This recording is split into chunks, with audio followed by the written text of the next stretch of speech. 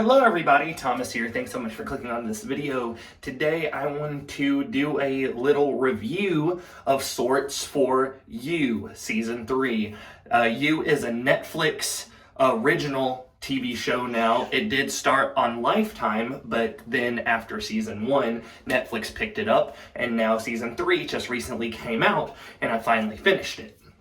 Now, if you haven't watched any of You, I definitely suggest doing so. It's very criminal, it's very psychotic, but it's so good in the ability of the storytelling, twists and turns, and that's from the first season all the way to the third. I feel like the third season is a little bit more predictable than seasons 1 and 2 were, but nevertheless, it was still a very fun season. So make sure to go check it out.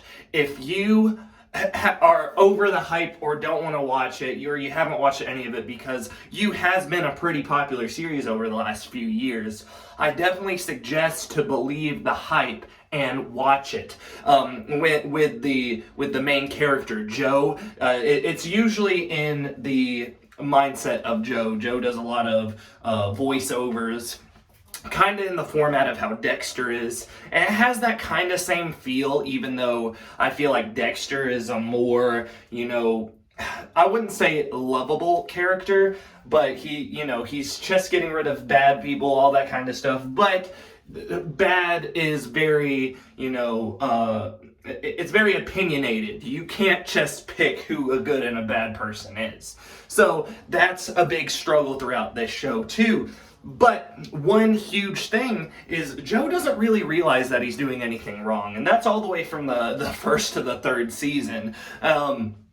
There's just this thing that it's like he's manipulating himself.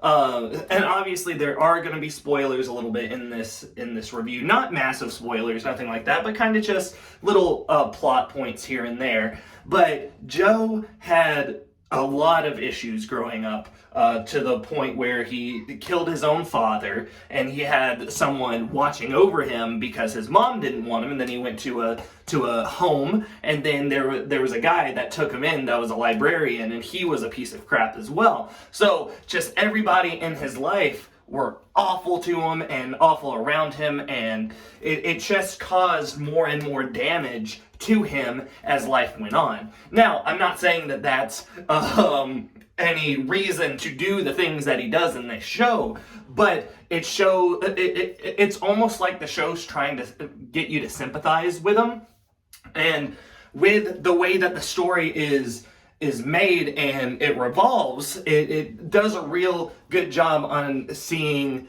or hearing how he feels.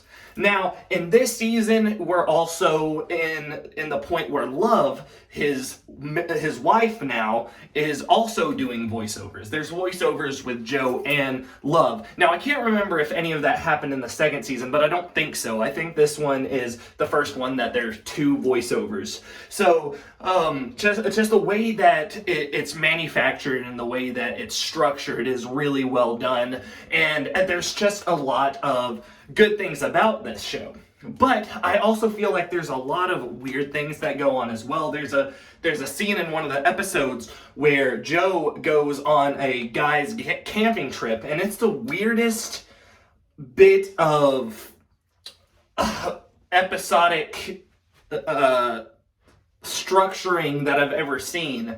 It was very weird, and I didn't believe it one bit. I didn't think any of that was going to happen.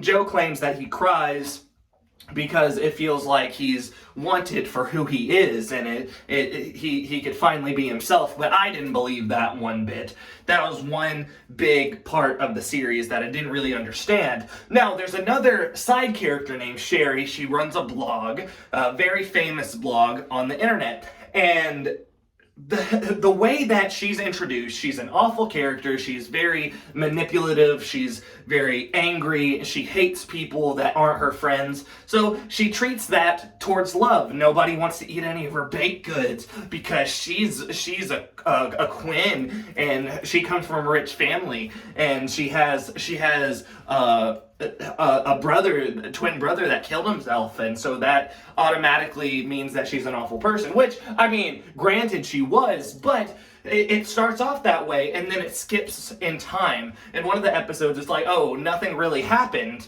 except we continuing on.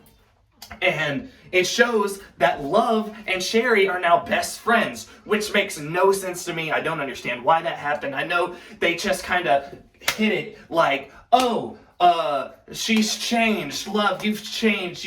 Like, why the heck would that happen? I don't understand it. Didn't understand it at all. But by the end of the series, they try to make Sherry and Carrie, who's her husband, likable. I didn't really believe that as well. There's a lot of stuff that I didn't really believe out of this series, or out of this season, but overall, I feel like it was a very solid season. 1 and 2, I think, were better. The third one wasn't as good as seasons 1 or 2, but it seems like they're going to be continuing on, so I'm sure we'll see more positivity in the future. It's a very weird show. It's very psychotic. If you haven't watched it, I definitely suggest watching it. It's very strange, it's very weird, but it is very good.